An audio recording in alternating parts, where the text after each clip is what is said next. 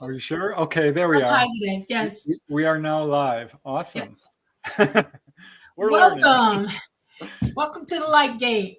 Hello, Just to let you everyone. know, we're broadcasting to you from New Orleans at UPRN and United Paranormal Radio Network, 107.7 FM and 105.3 FM. We are on Roku, we're on YouTube, Facebook, and a couple others. Roku cannot be in chat with us, I'm sorry to say, but we will describe everything, especially if we put up a film of things. We'll describe it as well as we can for our radio audience because we love y'all. And we go, Preston. Okay. Yeah, well, I'm pretty excited. I think we've got a really cool show tonight. My name is Preston Dennett, as I'm sure you all know, but for those who don't know me, I've been a researcher since 1986, thereabouts. And my lovely co-host is Dolly Safran. She is an experiencer, a fully conscious experiencer, and the subject of my book, Symmetry. So yeah, we're very excited to be doing the Light Gate, and our guest is a really exciting guest. This is episode number 8, and our guest is Albert Rosales. I've been wanting to get him on the show from the beginning. He's someone who I really respect as a researcher. He's a researcher, he's an author, he's an experiencer, and he's had a huge influence on this field. Let me just read his bio here. Albert Rosales was born in Cuba, actually, where he experienced several strange events, both paranormal and UFO related, including very close-up sightings and perhaps missing time. We'll talk about that.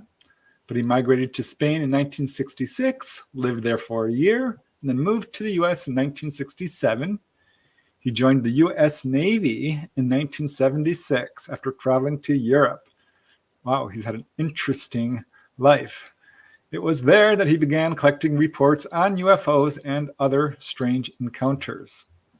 In 1980, he went to work for his father until he became ill and passed away. Albert then joined the Miami-Dade Police Department as a 911 dispatcher in 1984 and worked there for 35 years. He heard all kinds of stories there, including things involving UFOs and humanoids. I can't wait to hear about that. In the early 1990s, Albert began to concentrate on summarizing only humanoid entity encounters of all kinds. And to date, 2022, he has summarized and collected over, wait for it, this is amazing, collected over 24,000 reports. His database is updated and corrected daily.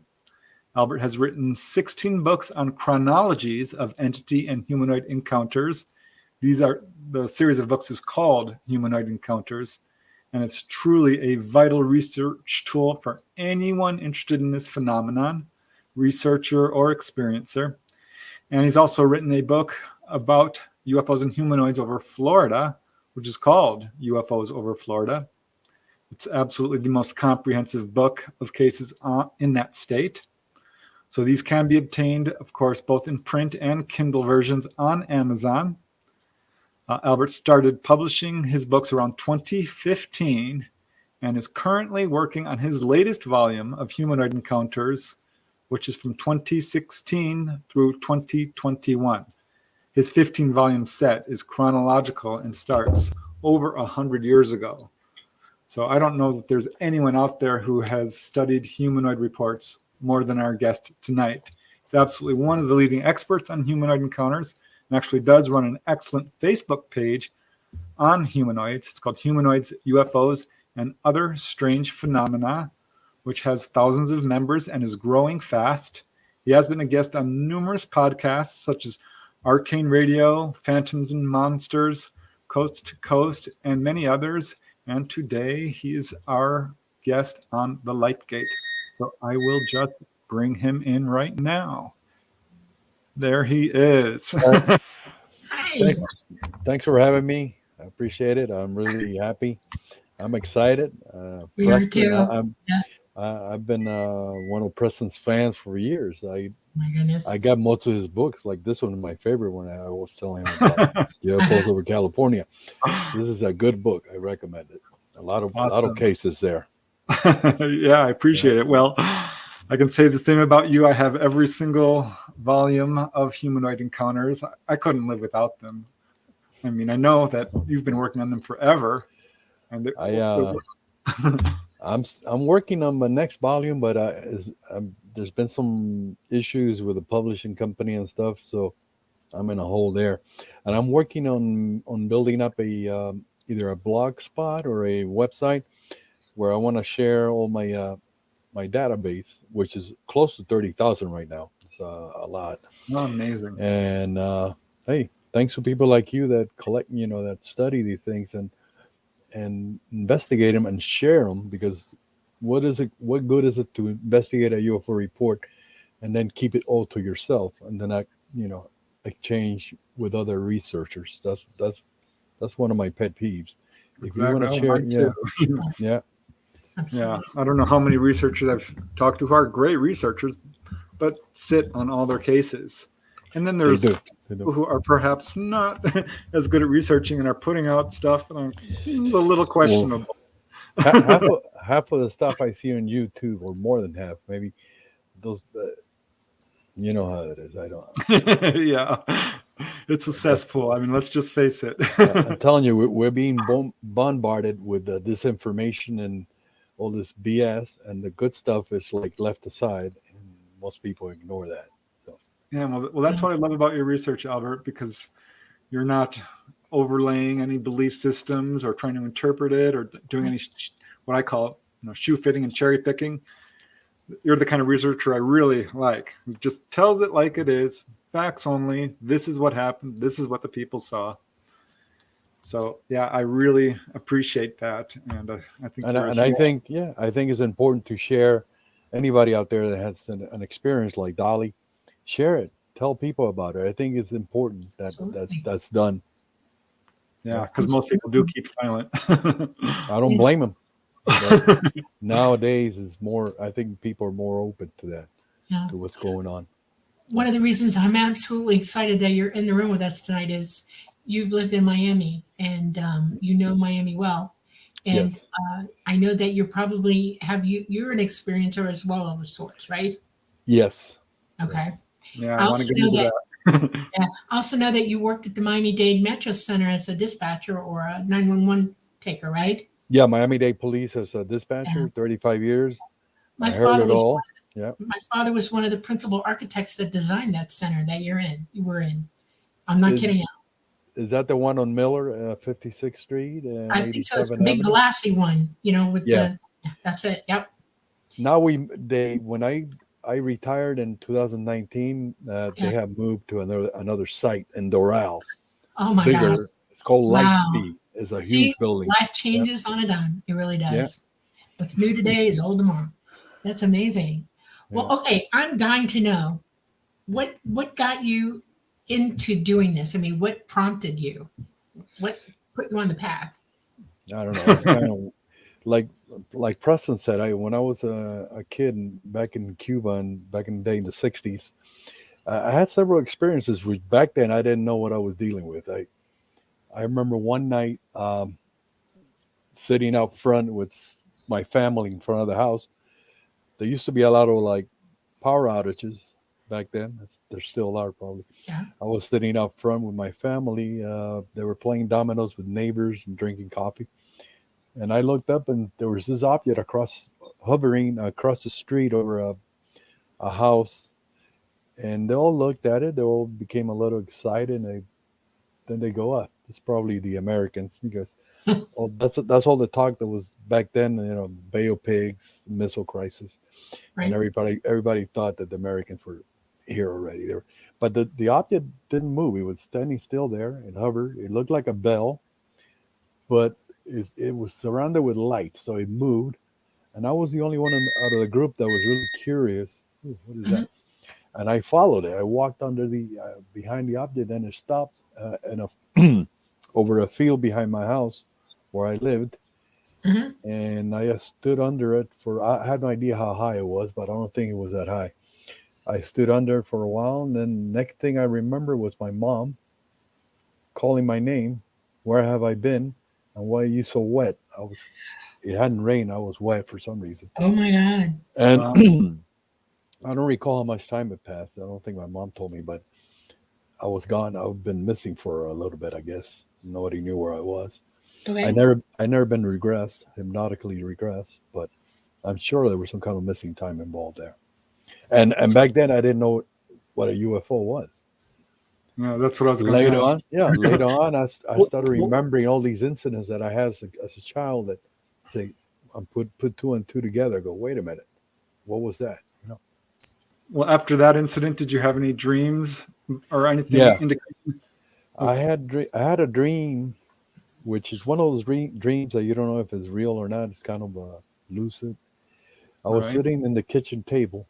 This is still back in Cuba in the same house, and there were some figures sitting around me, and they were, to me, they were luminous. I couldn't see they were human shaped, but they were like bright or color, like luminous. I couldn't see any details, and they were talking to me about something that to this day I don't remember what, and it was something important I was supposed to remember. Hopefully, I did. In the future, I remember what it was, but that's one of the dreams I had. Plus, I had other, and that little send you a little file on that. But I had other encounters. There was one probably has to do with paranormal. In the same house, I was maybe 6 years old. I was walking through the hallway. There was a mirror, and I looked up, and there was a face in the mirror looking down at me. And this is one thing that I remember. I remember to this day. It looked like a bearded black beard. To me, it was like a Spaniard. He had one of Right. those helmets, black Yeah. beard, and he was like Conquistador. Yeah. smiling. He's like Oh laughing wow. at me. And I look, he didn't say a word. Nothing was spoken that I remember. And I looked at it. I became afraid. I ran. I got my mom. They came back, and of course he was gone. But that's one of the memories that I clearly remember. After Did, that, I was afraid of the dark. To sleep in the dark by myself, it was Oh terrible wow. for a while. Yeah, no, when you saw that thing in the mirror, did you feel like it was aware of you? because it was looking down at me. I was Huh. a little shorter, and he was like looking down, and it had a big grin, not a smile, like a grin.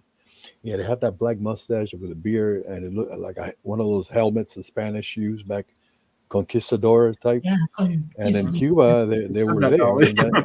in that area there. I know they were there, but what I saw, I have no idea. I don't have any answers. So, I mean, You do know, you think it was spirit related? Like a ghostly thing, or I think so. I think it was some kind of energy, spiritual energy or something. that's Now, what it sounds like. I think there's a lot of connections with different type of paranormal things. And there's a lot of paranormal activity involving UFOs too. I believe. Absolutely. Yes. Now, Wow. you said you had another missing time. Let me see it. You sent me something one summer. And the beach. Here. Yeah. Okay, I was at a beach. This is kind of weird because it was an old place. They had an old pier that was falling apart. Nobody walked to the pier. It was like you walk. There's a couple of boards and there were five missing. And in order to get to the end, you had to you know, nobody went out there. It was kind of dangerous. Anyway, I went out by myself. I didn't go to the pier. I was on walking through the dunes. It was kind of isolated back then, that area. And there was, the crabs, how they have holes in the ground. Yeah. And I was looking, all of a sudden there were a bunch of holes all over the place, and there were crabs coming out. But these crabs looked like they were giant. They were big. They were like huge eyes, and they were like all over the place. My next memory that I remember, I was standing at the end of the pier, standing there, about ready to fall off. I know my family running, trying to get me off the pier.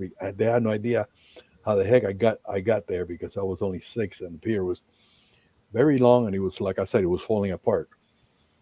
It took me back. Finally, they got somebody there to get me, and I was. This, I know my father spanked me for sure, but Oh, wow. yeah, they weren't that too happy. I couldn't remember anything. Now, did your experiences follow you everywhere you went?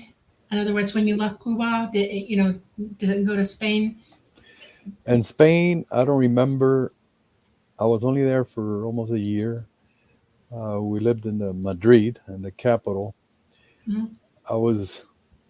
We lived at a guest house with the owners, and we had a room. I don't remember anything happening there. I do remember reading the paper about what they call in Spanish ovnis or platillos voladores, flying saucers, Mm. and that caught my attention.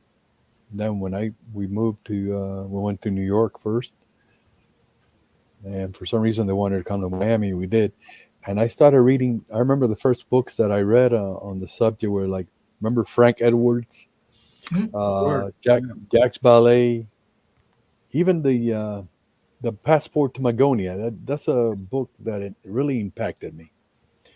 Also, The Humanoids it was edited by Donald. This book right here, a classic.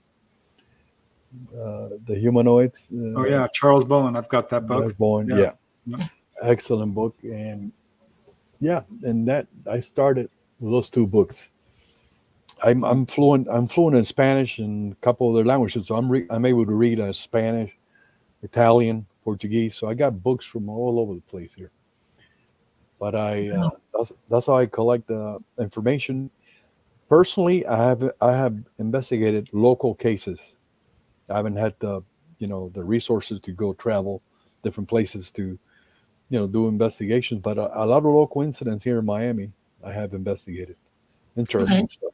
Yeah. Yeah, well, Florida's particularly active. I mean, I looked at that state and there was no way I was going to write about it. It's too many cases.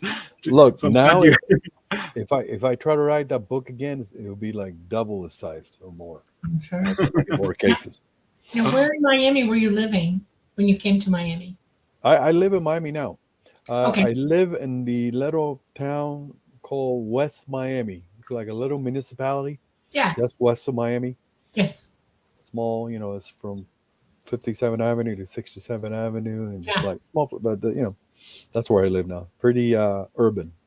Yeah. Very. Yeah. Yeah, well, Dolly grew up largely in Florida. She had a lot of her Yeah. experiences in the Everglades. farm Yeah. in Florida Everglades. Yeah. It's all built up since I've been there. Our farm has been overtaken, it's been built on. But back when I was there, if you went out to Bird Road all the way past 128th Avenue, and you would have to go up another side road to go to Tamiami, and then go out Miami Tamiami. Airport. Yeah. Yeah. Now- Tamiami and West, Tamiami Road. There were farms out there, and I lived on a farm out there. And it was sort of, there were strawberry farms and there were cattle farms. We had Brahma, and it was near the Shark Tooth Valley, actually. Yeah. And I went to Southwest Valley, Miami yeah. Senior High School. Oh, Southwest And, Miami. Okay. Yeah, and it was crazy. I mean, but when I first went to Florida, we lived on Biscayne Boulevard, right across Biscayne, from okay. the bay. Yeah, I lived on Biscayne too, off of 23rd Street. yeah, exactly. Yeah. Yeah, Were you there, Albert, during the whole Gulf Breeze wave? Yeah, I was in Wow. Miami. Yeah, definitely. I got the book from Ed Walters. Right. There's a lot of controversy with the case, but I think there was some real incidents that occurred up there, because he wasn't the only one involved in sightings and encounters. There were other 100% independent agree. witnesses, many of them, which were documented by different investigators like MUFON and others. Yeah. Right. that's And amazing. talking about the Everglades, now they have built so much west that I know. but It's spread out. Chrome Avenue is still the same. I mean, it's pretty much farms. Right. There's some areas that they have gone west, but Right. they stopped now because they can't go into the East Everglades. I mean, Right. what do you No, want to do? no, that's national property. Yeah, Yeah, federal right. land. Yeah. And there's been several incidents that I've been told about in that area, East Everglades. Strange stuff. Right. Did they ban airboats out there? The airboats, as far as I know, I had some family come over a couple of years ago, and I took them over to on the trail, Tamiami Trail, Right. close to almost to Naples, and we went out on in an airboat in the Glades, and they have like airboat tours. So I don't think they've been. Oh, okay. Maybe in some places they have been Yeah, out, I think like in private use is Florida Bay or something. I think it's near the Miccosukee Indian villages. I think they banned them. It was Miccosukee, probably yeah, they're still there. They got the casino there. Yeah. oh my God. See, it wasn't when I was a kid. A lot of my sightings, I used to go out and I had a canoe, small canoe, and I had to walk it over the estuaries and stuff like that, or between Indian head mounds, the big mounds out there. And I used to go digging up Indian mounds looking for stuff, like an archaeologist. And I had my canoe with me because I don't like sawgrass. It'll eat you up. And so I spent a lot of time out there. I've had a lot of out sightings out there as well. I drive to the Keys all the time too, and I love that ride there. I usually take not US 1, the other. What's the name of Cardstown Road? Yeah. Cardstown. Yeah. But talking about incidents there in the Glades, many people in the police department that I work with knew about my interest, and a lot of them were open about it. They were open about their own encounters. And I had several detectives and police officers come up to me and tell me about what incidents they. There was one sergeant that he was out in one of those narcotic stakeout in the East Everglades. Okay. This is possibly early 70s. There's wasn't any cell phones or anything. They had drop zones out there. I know. Yeah. And they were there sitting in the middle of nowhere in the dark, and all of a sudden they looked up and the stars started blacking out in a boomerang shaped thing. Yep. And they looked up and they realized it was a huge boomerang. Right. Dark. Flying over 250 feet minimum. Yeah. Flying over the Everglades. Yep. They were all freaking out. I mean, and they in were the out 70s, there. You say. Yeah. Yeah. Yep. And after that too, I had other people tell me about their, Black Point Marina, Black Point. Yes. Yeah. Okay. There were a lot of incidents there, strangely dealing with Bigfoot, or what they call down here the skunk ape. Right. The skunk ape. A lot of ape. incidents there, and down in the Keys also. Yep. Mostly in the 70s, 80s. Yeah. I guess because of development and stuff slowed down. But there's still reports. A couple of years before I retired, I was manning the phones 911, and they had a couple that called, elderly couple, and they said they were driving the car off of Tamiami near Chrome. I mean, they were pretty isolated still. They were north of Tamiami near the Okeechobee. Okay. In Okeechobee. Okay. And they say that a bear came out of the woods in two legs and struck their vehicle. Oh wow! And they called the police, and I think they sent a traffic patrol up there because they thought they had run over pedestrians. They didn't find anything, but they said it looked like a bear, but it was very big to them. We have bears down here, but they're small and black. They're small, black bears. Little black bears. Yeah. And they go mostly on four legs. There's not a whole lot to eat down there for them. Yeah. No. I had one sighting. I was out on a dig and I was getting ready to come back. I was packing up my gear, and I was walking to go to get my canoe, and I felt something over the right side of my shoulder, and it was big, whatever it was behind me. And I slowly turned because it's thinking. I can hear it thinking. And I looked, and it's the bloody reptilian, 10 feet behind me. And I ran. I didn't even think about it. In the Glades. Yeah. And it had food on its mind, and I made it to my canoe. I had to swim to my canoe, and I didn't even get in it. I just kept paddling away. And I know that it let me go because it could have overrun me at any time. But it was huge. I had a guy that used to fish west of the turnpike of 58th Street or 25th Street, which is pretty developed now, but back then it wasn't. Okay. He was fishing off the side of the road and by a canal, and out of the sawgrass, there came out what he said was a walking lizard. Yeah, with a long neck. Yeah, and I talked to him personally, and he just got out of there. He was there with his nephew, and they both took off. And this is in the 90s. Yeah. Well, this was in like 1974. Okay. And I'm already an experiencer by then. Okay. And when I saw it, and I tried to tell myself at first, was that a bloody alligator on its rear feet? Because they can get big. And I thought, no, they can't stand up. It's impossible. They don't have it. They cannot. And I knew I could hear it thinking food. It was hungry. And I shook for a week. I mean, I really shook for a week. And I thought, I can't meet up with this. I didn't even go back for my gear for a month. I just left it. No. Interesting. A lot of those reptilian reports do occur, seems out in wilderness areas and not necessarily associated with the UFO, which makes me think that they're not necessarily ETs. I know this, we've talked about this, Dolly. Yeah. But perhaps better term, crypto terrestrials. Have you heard that term, Albert? Yeah, I heard also from RD Six Killer Clark. Right. She's written a lot of books though, and I love her. But I heard she's been ill lately. I don't know. I've been trying to contact her, no luck. But anyway, I used to correspond with her, and she thinks that a lot of these reptilians are from underground, under the earth. Yeah. Yeah. There's a lot of reptilian encounters, which most of the reptilians are reported to be underground. Yeah, I've asked about it since then, with my contacts, and they pretty much said that their home is Earth, and they've been here since the dinosaurs, and they call them sentient beings. That they're not as evolved as a lot of us are, but they are sentient as all get out, and we're here with them. Which is interesting because it's not just reptilians; it's Bigfoot, dolphins, and other cetaceans are probably sentient to at least a large degree. Yeah. Now there's a lot of talk about Dogman and all these different type of the cryptids.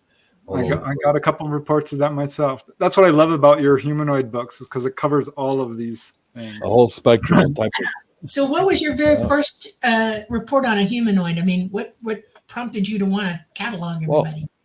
Well, like I said, the book Passport to Magonia, that's one of the first books that illustrated a whole bunch of humanoid encounters.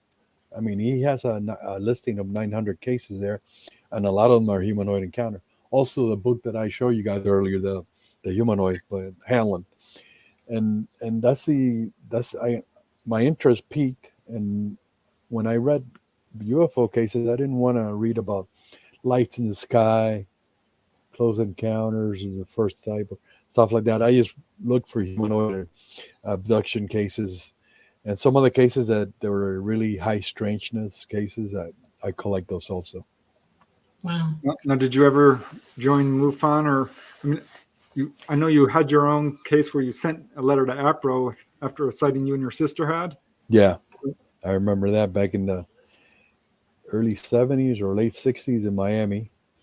I am a member of MUFON now, but just regular member. I don't do any investigation for them or anything like that. There used to be a really active MUFON group here in South Dade. Mary Ann Simmer, but she passed away. Her husband also, and no one took up the gauntlet. I couldn't do it, but there was another investigator here, Virgilio Sanchez Osejo. He wrote the book Underwater UFO Base.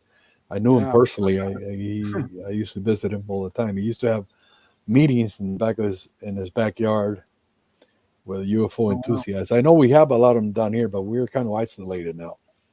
Yeah. Wow. Wow. So you started collecting all these reports just for yourself, or were you ever thinking about, publishing them? I never thought I was going to publish them. I will share a lot of my information, my database, different. Right. And then somebody said, "Look, you have why don't you write a book about it?" And I didn't want to. Finally, I was convinced. Ash Stanton, he published the books himself, and I ended up doing 16 books. Yeah. Okay, we have a question. No, this is just a comment, actually. UFO books, Bigfoot says, Albert, I have almost all the humanoid books. Love them. And thanks for the autographed copy. You're welcome. Thank you. Awesome.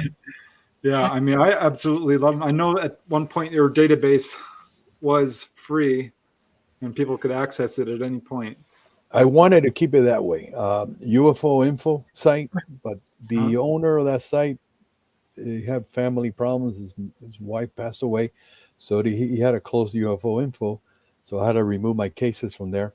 I wanted to put them back on, but I was told by while I was publishing the books, I couldn't have the cases online for free.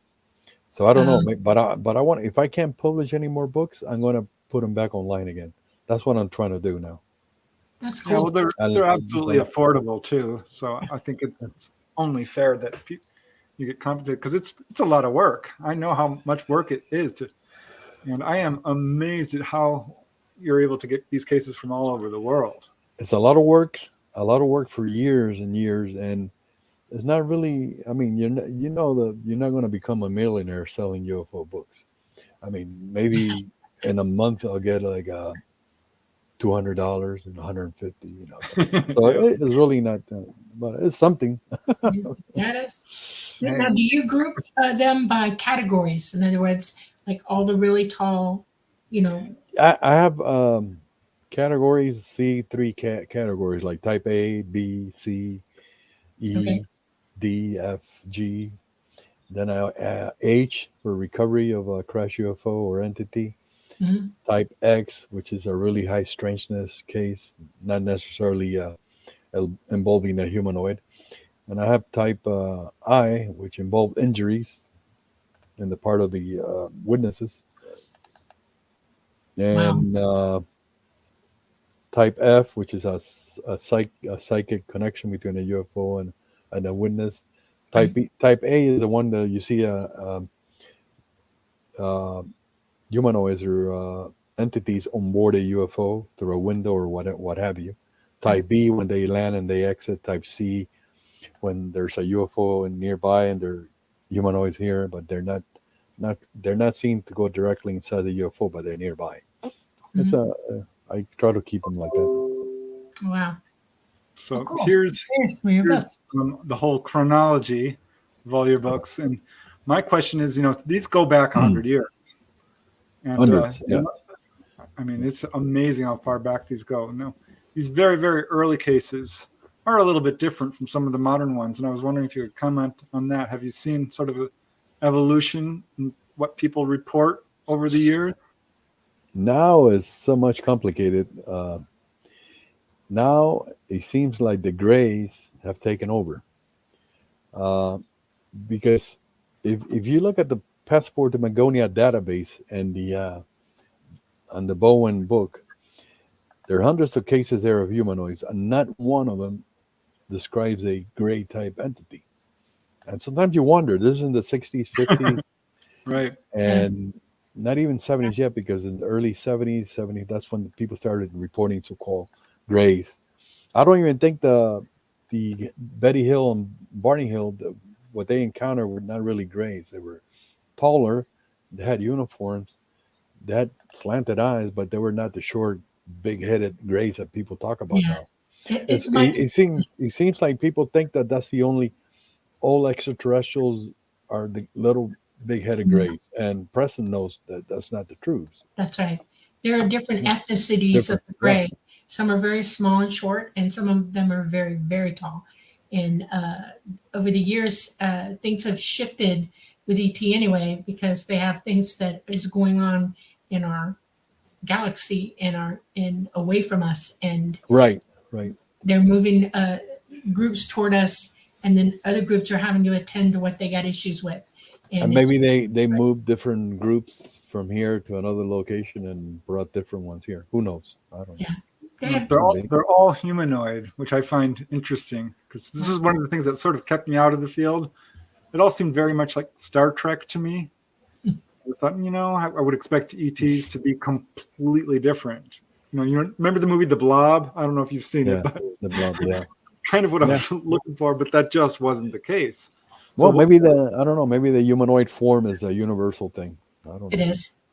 That's why I wanted Preston to call the book Symmetry. We all have DNA, and I don't know how many encounters that you've talked to witnesses and all, but a lot of them, a lot of people come back with the message that they're us, we're them, we're all one, and our DNA is universal throughout our universe and our solar systems. And it's important to remember that they are like us, and they've been coming to humans time immemorial, all the way back, even tens of thousands of years before anybody knew what anything was, and people don't I think think, about that. They've always been. I think they might have interacted with other civilizations here on Earth before ours that were here before, Absolutely, yes. and they something happened. There was a catastrophe, either a meteorite or comet, something, and they were wiped out. There were some remnants, but those you can find all over places in the world. Right. Well, Bolivia. how common do you think humanoid encounters are? Because researching myself, talking to people, almost nobody reports it to anyone. They don't call the police. They don't call the Air Force. They don't even know what MUFON or Newfork is. So here you've got thousands upon thousands of them. What was it, 20, 30,000? I'll give you an example. Back in 89, I was working the midnight shift at 911 desk, and a security guard called 911. This case is in one of my books. This is back in 89, I think December. And he said that he was patrolling back then, no cell phone, so he was calling from a payphone. Dial 911, the emergency number. He said there were 3 strange trespassers in the parking lot. This is about 3 o'clock in the morning. And we asked him, okay, what do they look like? We're going to send the police. Oh, they're about 7 feet tall, and their eyes look like cats, and they're skinny, long arms. This is security guard. So this guy was so afraid that he actually called 911 when he saw the police were sent immediately. Well, I don't know if immediately, but they did go. They did file a report. I used to have a copy of the report. I know what happened to it. But they did believe this guy, and they did search the area back then. This is off of 136th Street and US 1. Yeah. Oh, back wow. then there was a shopping center here and a field on the other side, and they searched that field. They didn't find anything. They searched the parking lot, but he said there were 3 beings almost 7 feet tall. And he called the police to report it, and had another lady called. This is in 94. She called the police because in the night there was a mango tree in her backyard, and when she looked, she said it looked like a gargoyle was standing next to the tree, or trying to climb on the tree. She said on the phone that it looked like the devil. It was like a demon. I guess that's what a gargoyle looks like. I guess. I had a gargoyle jump out of a tree at me up in Pine Mountain. I was coming home from the base, and it's raining, and I'm driving down this road with no lights, and it's pouring rain, and I'm trying really hard to stay on the road. I'm tired, and I see this tree lighting up in my headlights. I know where I am, and I see something up in the tree, and I'm thinking, what is that? And the next thing I know, as I go under the tree, it right under my windshield. It came to hit hard, and it scratched the windshield with nails, and it was on my hood, and I slammed on my brakes, and it slid down the front of my truck and hit the ground. At which point I went, and I kept going. I ran right over it. Amazing. How big was it? It was probably 3 feet tall, and it probably weighed about 85 pounds. It was huge, and it had little floppy wings, and it looked just like a black gargoyle. It was huge, and it covered my entire windshield when I hit it. It left scratches, and I went home. I lived like two blocks from that, up on the mountain in a log cabin, and I sat on changed my clothes, got my shotgun, pumped it, and sat on my porch for the rest of the night waiting for it. And it never showed up. I was like, okay. It scared me. It went, and this is one I told my mom about. And she loves gargoyles, and she said, that was a gargoyle. That was a gargoyle.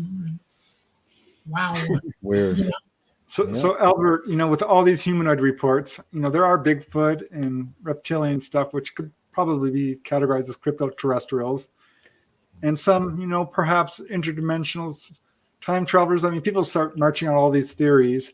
I'm wondering, are you convinced that most of these humanoids are extraterrestrial in the classic sense? People like us, biological beings? I think a lot of them are interdimensional, actually. Or they use dimensions to travel from different places, from here to there, from distant planets. They might use wormholes, like the movie Interstellar. Who knows? Maybe they come in through another dimension, and then they go into our dimension briefly, and then they disappear, going back to their dimension. And they indeed are extraterrestrial, but a lot of the crypto beings, lesser developed, I think they're also not necessarily extraterrestrial, but they're interdimensional, that for some reason are able to break into our realm briefly, and or sometimes longer than briefly, and are seen, and then they disappear back into their dimension where they came from. And sometimes humans are able to go into their dimension, and sometimes we never come back. That's what there's so many reports missing 411 in the woods. I think that's one of the reasons. Right. Well, I want to pull up a picture here that you sent to me about a case from 1916 in the UK. Yeah. This is It's funny. I had a dream just about this not too long ago. I was kind of struck by the image. This is different from what a lot of people report, and such an early report. It's strange because it's just like you see it, a platform with men in uniform standing around it. I know it was back in 1916 during the First World War, and I have a write up with a report, but I can't send it through here. But that's what they saw. There was no sign of engines or any supporting platforms or anything. It was just flying through the air like that. I mean, this is one of those cases which just doesn't make any sense. I wonder if this is us doing reverse engineering, but it's so darn long ago. Yeah. I question that. It was 1914, you said? 16, I think 1916. Yeah. In the UK. What do you think, Dolly? I think that the craft went, they can, have you ever seen those leaves? You touch them, they turn there, you can see through them. That's because there's something in the skin of, there's something in the skin. It's light cells and they change, they alter suddenly. The craft, ET craft are like cuttlefish. They have arrays in the skins of them. And the being that controls the craft can make it cloak itself, or it can make itself transparent. The mainframe of it is still there. You can see the mainframe, but it's like everything else disappears. And I think you're looking at a craft that's opened up so you can see through it, and they're just looking like they're touring around. This one is somewhat reminiscent of the Father Gill sighting in Papua New Guinea. Yeah. There were men standing outside and waving at the witnesses. Yeah, I mean, I don't think there was any interaction here, but interesting. I mean, what Dolly said, it makes sense. Maybe they decloaked temporarily so they just for some reason made everything transparent so everybody could see 360 around them. Or they must have been looking at something important. I wonder what was going on the ground that they were watching. That because things catch their attention sometimes, and they'll go out of their way to watch things. I don't know. The place where he was seen was called Alderberg. I don't know if there was anything going on there at the time, but I know World War II was on, but World War II was mostly in mainland Europe, not in the UK. Yeah, that's amazing. They can do that. Yeah, it's a very interesting case, and what kind of struck me is that it predates the modern age of UFOs. Yeah. People weren't even really thinking extraterrestrials way back then, or humanoids. No. I mean, the amount of humanoid reports compared to today, it's almost non-existent. So it's hard to find a newspaper. Some of the old newspaper accounts that I have found have been or shared with me. They describe encounters with entities, but they're all put in a ghost category or specter. Whatever they saw a glowing white shaped entity in the field was a ghost. Back then, it's a ghost. I'm talking about the 1914, 15, 20, maybe even 20. Not any other way to understand it. So maybe there were encounters, but they were misinterpreted. But what do you think about the sudden onslaught of humanoid and UFO reports, and with the modern age of UFOs? Because it seems unprecedented. If you go back in history, it's just not there. What's interesting is the Las Vegas case from back this in May 1st. There's been a lot of disinformation thrown out there. They didn't really take a film or a picture of the alien. Right. The officers, what they captured was some kind of object. It was probably a fireball or something, but Meteor. something landed, because sometimes maybe these craft, they use that type of event to camouflage themselves and come in. When everybody's looking at the meteorite, they're landing over here, so we get distracted. But this is one of my theories. But anyway, something landed in their backyard, and they called the police. They called 911, and they said one of the neighbors said there was a large round thing with lights, and inside there was an 8-foot tall creature, or even taller, with big eyes. And then there was another one outside. Now, I wish I could talk to this kid that reported that, but it seems like it was a very interesting case. Yeah, well, hopefully we'll get some good reporting on it, because there's so much disinformation about it. There's a lot of BS. Which is a huge problem in this field. Yeah. I want to bring up another unusual humanoid picture that's from 1947. Villa Santina, Italy. Yeah. So one of the classic early C3s, or Close Encounters of the Third Kind. And it's funny that this is the drawing made years later, after there have been other drawings, but this is more accurate. The creatures, they were humanoid, of course. He looks like he's wearing a helmet or something, but it's the skin tone is kind of greenish tint, and the eyes are like a cat also, like slit. And this guy, he tried to approach them, but he was out in the mountains, and he had one of those. It was near a glacier or something. He had an ice pick, and he went like this, and he got struck by some kind of beam that knocked him out he was laying on the ground for a couple hours. Yeah. He messed up his vision and all that, but maybe they misinterpreted his action, because you can't go run up to somebody with an ice pick in your hand. Right. They would have stopped him. When I look at that, I see a cat creature. They sort of look like that.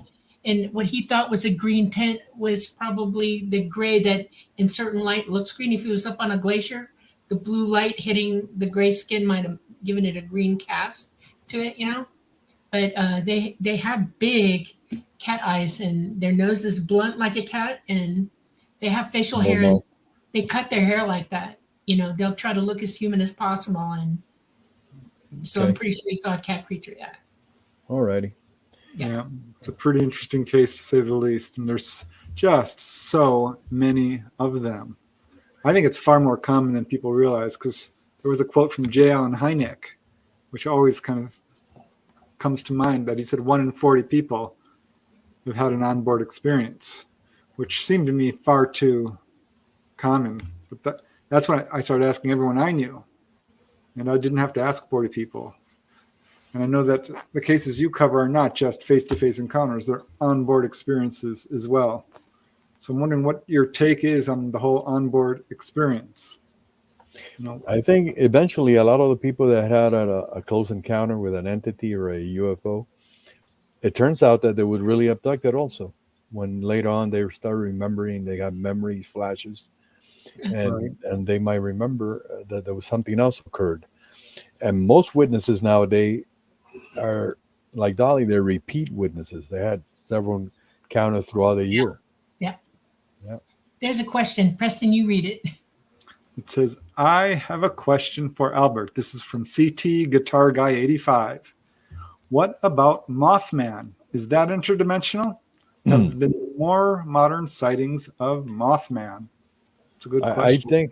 I think Mothman was indeed some kind of interdimensional creature that for some reason made his appearance up back in Point Pleasant. As far as modern sightings, there have been a lot. Like the Chicago flying creature reports that started cropping up since 2016. There are hundreds of those already. And lately, I have a connection in Puerto Rico, Puerto Rican researcher, Jorge Martin, and he's been reporting a lot of last year, starting 2020 through last year to 2021, a lot of flying humanoid encounters down there lately now, and gargoyle type creatures also have been seen. I have several of those cases in my latest summary. Preston, do I have your email? I think so. If not, I can Okay. certainly give it to you. Yeah. Well, I'm going to send you my a file so you can take a look at it. You feel free to use it. You like? Yeah, I think I find the Yeah. Mothman case pretty interesting because it kind of came out of the blue, but then it sparked a lot of other people reporting these kinds of things. And looking into it, when I was writing UFOs over New Mexico, I got a case of these guys driving down the highway and something swooped over their car, and they said it looked like an owl man. And they later it came to their house. So this was a follow-up, which often happens, as you know, Albert, and one encounter can precede others. Yes. Yes. And looking into it, there's quite a few of these winged creature sightings. How big are they? I'm curious. How big are the Mothmen? How tall? Well, the ones have been seen in Chicago and lately they're pretty tall, over 6 feet tall, close to 7 feet. There were recent ones in Chicago. Yeah. It's very, very odd. I don't know if those are directly associated with UFOs, and I don't know, but a lot of them have been seen near O'Hare Airport for some reason. Why? I have no idea. Well, there was a flying humanoid that was pestering LAX airport, and people were thinking it was perhaps, one of the guys with the jetpack. And then apparently, no, it wasn't, because other people saw it and it was moving far too quickly. But yeah, a lot of cases of flying humanoids even without wings. A lot of those, yeah. Just somebody flying through the air without any means of propulsion or anything like that, which is very interesting. So have you, Albert, seen humanoids other than, what you saw as a kid, personally? I don't know if I included this in what I sent you one time. Sometimes when you have an experience like that, at that moment, you don't take it in completely. You go, oh, okay. And then maybe a couple of days later or 2 days later or whatever, you go, wait a minute. What was that? What did I see? I remember one time I was visiting my mom and I was backing out. She lived in Coral Gables. It's a lot of wooded streets there. So I was backing up out of her complex, and I looked, and it wasn't even night. It was like maybe late afternoon, but it was an area there wasn't that much traffic. So I looked, and there was somebody standing in the middle of the street. And when I looked at it, I said, well, what a strange guy. He was tall, humongous, all in white. And he looked like he had his back was his shoulders were very wide. And he turned and he looked like he had huge wings, white in color. Everything was white. And but he kind of avoided my looking at me, but I looked and then I didn't think much about it, and I just drove away. And now I'm convinced that I saw something, some type of humanoid. Well, I have a question for you then. Have you ever cataloged any of the reports of Anunnaki and what they look like? Somebody that have reported.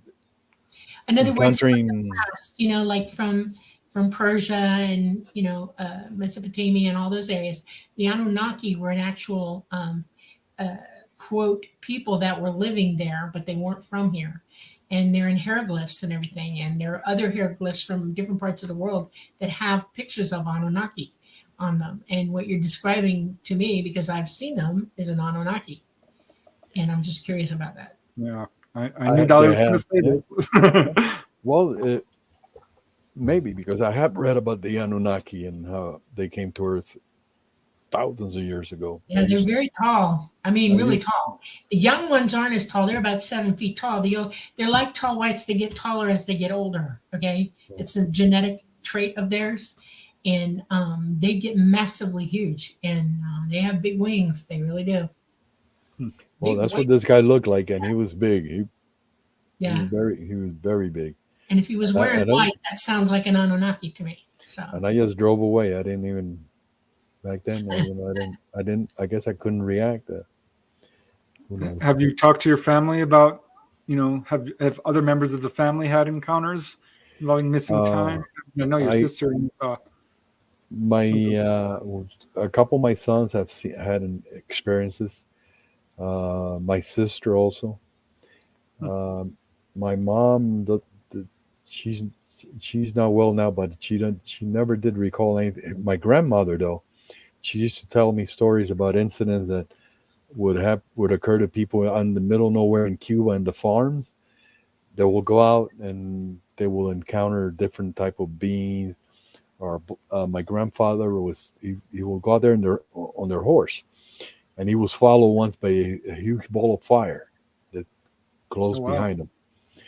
And there are many other reports, but for my family, like I said, my sister and my sons, they're interested on it, but not as much as me.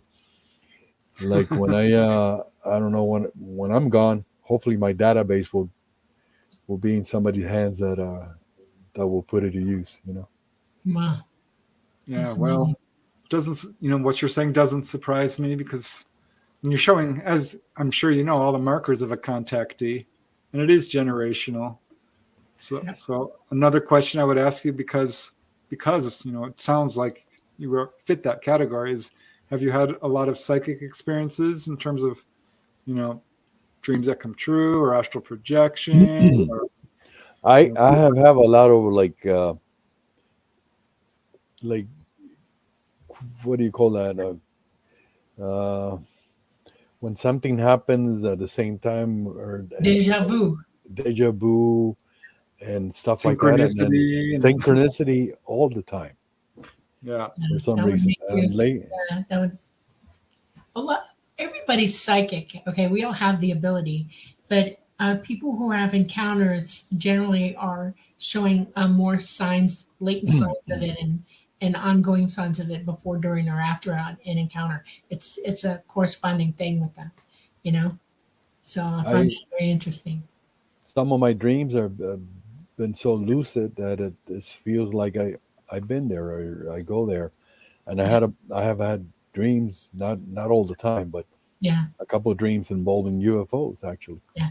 Do you ever go home to Cuba in your dreams? And you're like standing there and you're actually replaying a moment. I do not dream about going back. I haven't done that. If I did, I don't remember it. Okay. But I do dream a lot when I was in the Navy, though. Okay.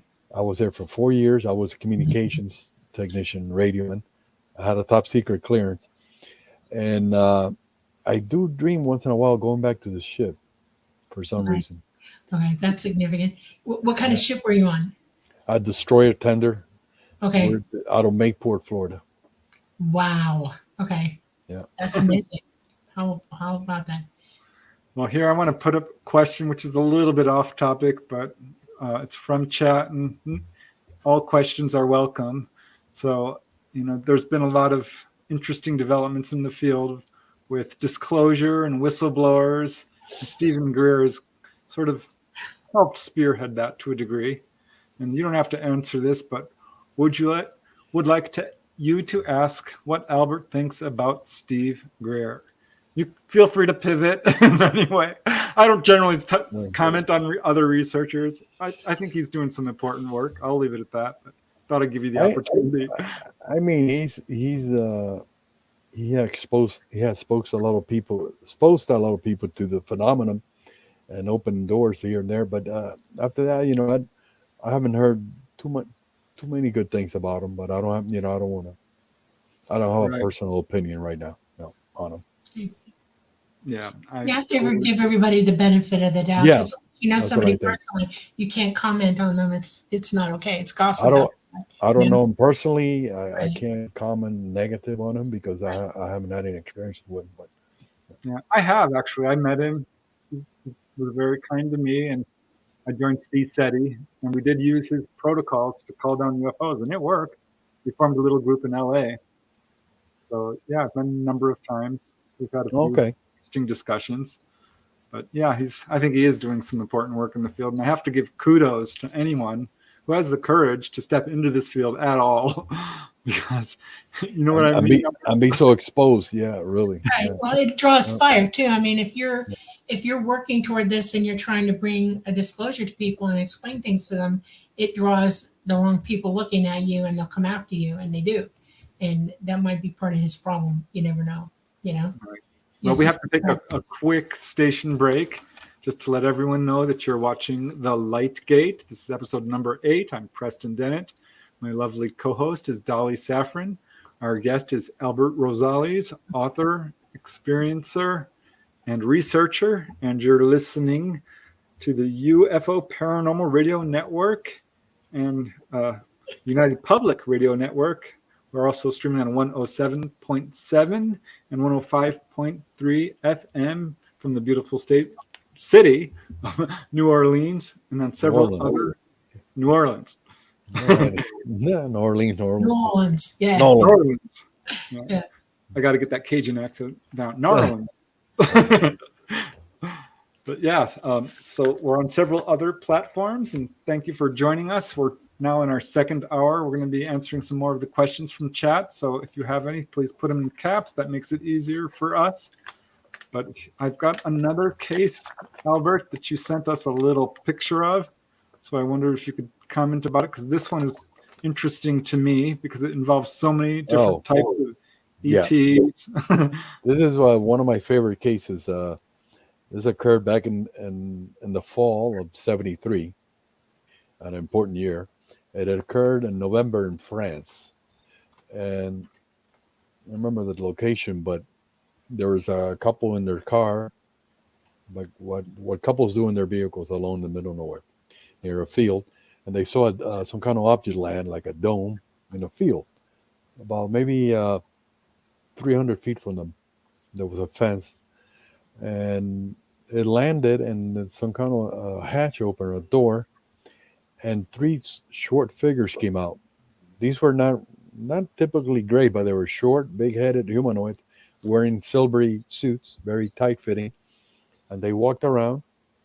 Well, and then suddenly 2 more figures stepped out of the UFO, and these were like some 2 figures that resemble like the tall Nordics. They were tall males, and they had long blonde hair, and they were wearing tight-fitting blue suits. They stood in front of the object. They didn't walk anywhere. And thirdly, and most weirder of all, something else came out of the object. It was something that looked like a big ape, according to the witnesses. They didn't say Bigfoot. They say big ape. And this big ape stood right next to the door of the entrance to the UFO, as if it was guarding the area, or guarding or keeping a lookout. Maybe it was some kind of bodyguard or something. Who knows? After a while, the little ones went back, entered the ship, followed by the 2 tall blonde ones, and finally the ape-like creature went in behind them. Then it took off, and in that field they found several type of footprints and a lot of evidence. This happened back in November 1973. Mm-hmm. So what do you think about the whole Bigfoot UFO connection? Because I got a case personally, and that's what made me look into it. Of course, what's his name? Stan Gordon, Pennsylvania. Pennsylvania, yeah. Yeah, he's really focused on that. Yeah, I think there's a definite connection between Sasquatch, Bigfoot, skunk ape, and UFOs. And I believe that the Sasquatch is an intelligent being, is not an animal. Right. So Wow. don't go out hunting Bigfoot, because they're probably more intelligent than we are. I know for sure a lot of them have telepathic capabilities, and some of them can become invisible. All kinds of stuff. Yeah, that's exactly what I've heard, which is, I think, important, because this would explain a lot why they're not seen as often. And people say, there's a lot of evidence. I mean, it's not just footprints. There's maybe they use portals to travel also. Some of them, they disappear in plain sight, or come out of nowhere, or then they disappear. Yeah. Who knows? Yeah. Okay, here's a comment I'm just going to bring up because it's kind of cool. Giorgio Piacenza says, in the 90s, I saw a huge orb over the Chrome Avenue area. That area, Chrome Avenue, has been a lot of sightings there. Yeah, Miller Road too, actually. Just so you know, yeah.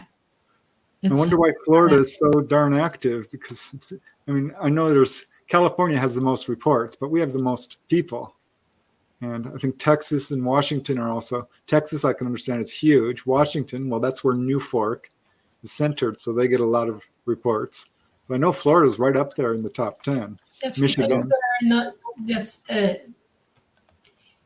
the field guidelines of the planet are very strong in the state of Florida and Texas. You know, the 33rd parallel is probably the strongest field guideline, and then going dead south from that, they get stronger and stronger. Going north, it's a little bit different. They're a little bit wishy-washy up in the north, even though they write them. So yeah, it's literally a good place for them to go. The magnetics there is real easy for them to fly. Well, like Preston said, California is like number one for some reason. I guess, like you said, the more people there, it's a large, state. And Florida, and then Texas. Yeah, Texas is a lot of stuff there too. Yeah. Have you noticed certain areas that are more active than others in terms of worldwide? Pennsylvania, for sure. I mean, that place is nonstop. UFOs, Sasquatch, all kinds of paranormal events, contact, all kinds of stuff going on there. Giant bird sightings, pterodactyls, who knows, all kinds of stuff. Yeah. Well, the human reports are all over the world. I mean, there's not going through your books on this, I don't think there's a single country that hasn't had reports. There are reports for most countries. For some reason, in Africa, a lot of the smaller countries there, like West Africa, are very low in reports. South Africa, it's a lot of reports. Mozambique, Zimbabwe, in that area, Angola, there's some reports from there.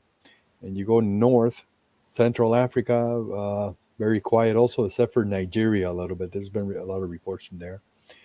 And Uganda, some reports from there. And then you go north, and you do see a lot of reports coming from Morocco, Egypt.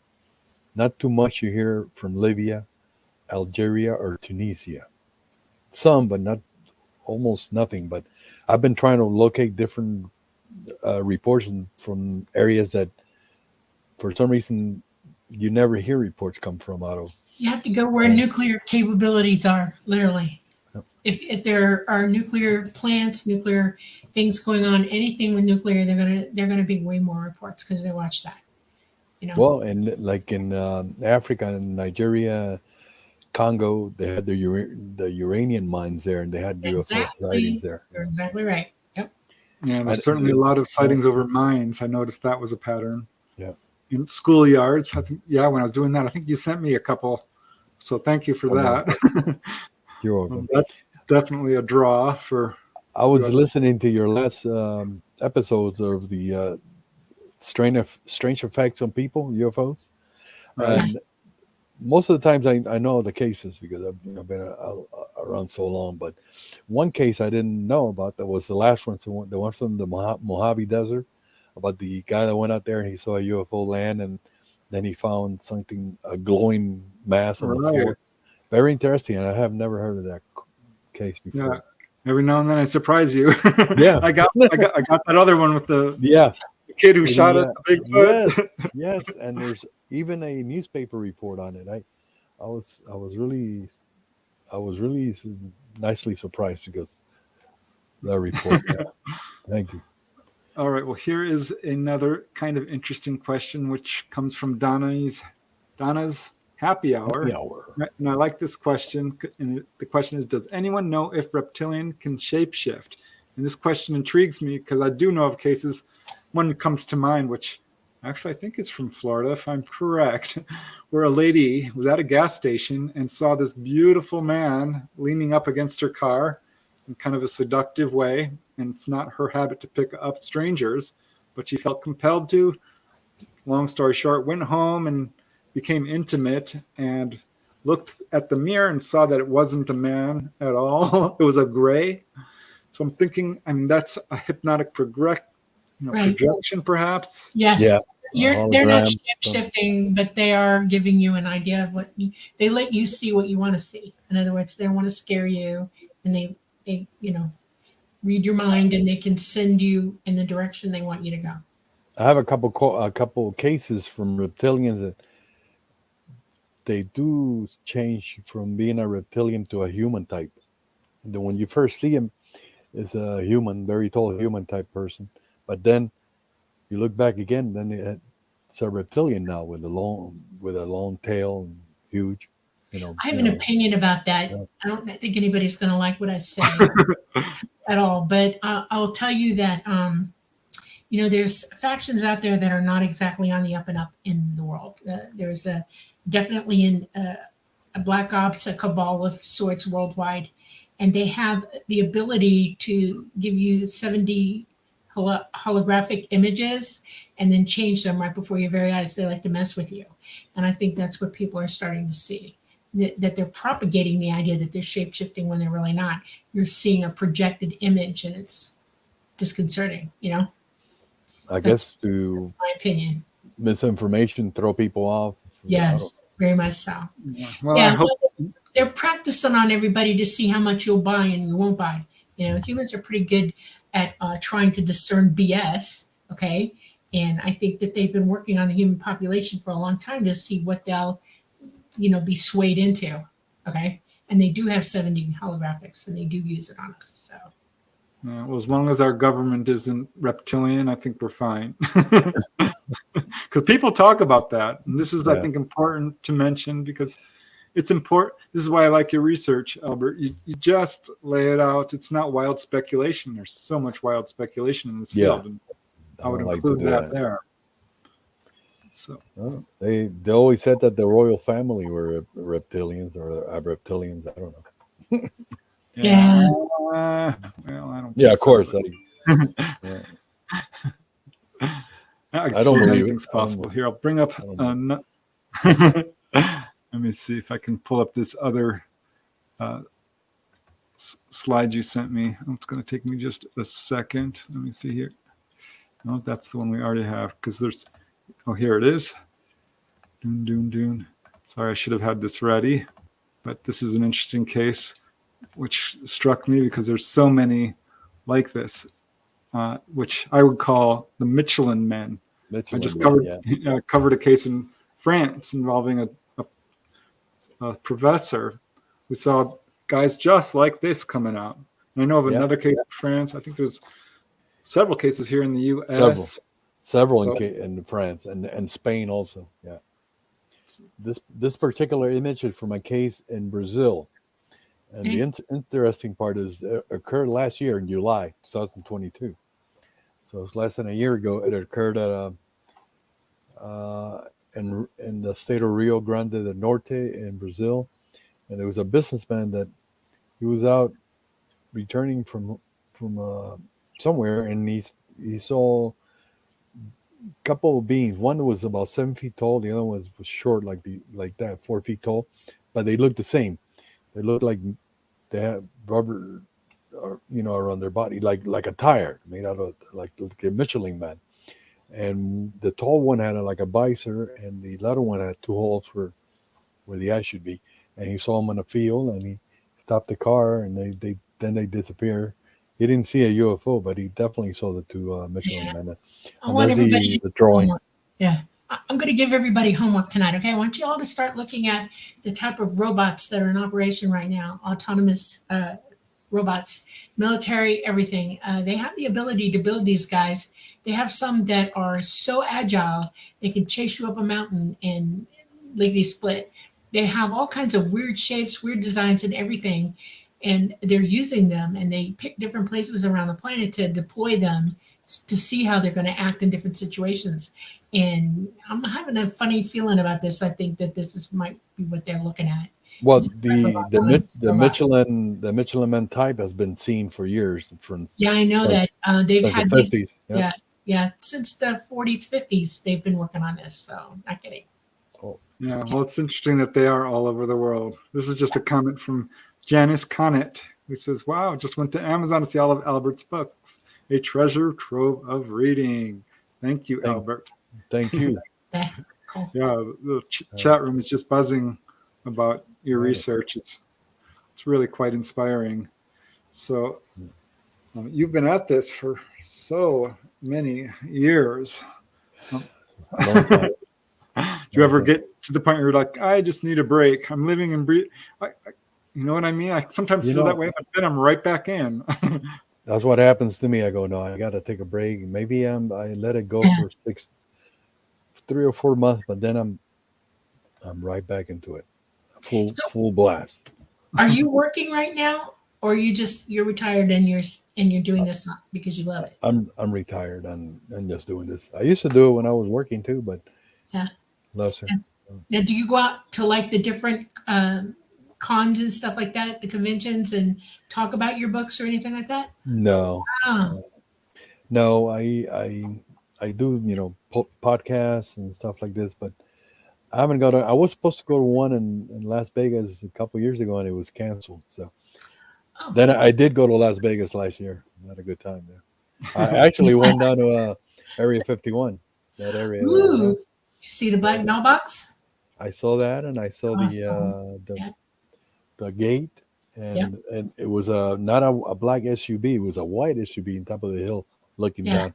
I went on a tour. A guy drove me and my sister over. Wow. Yeah.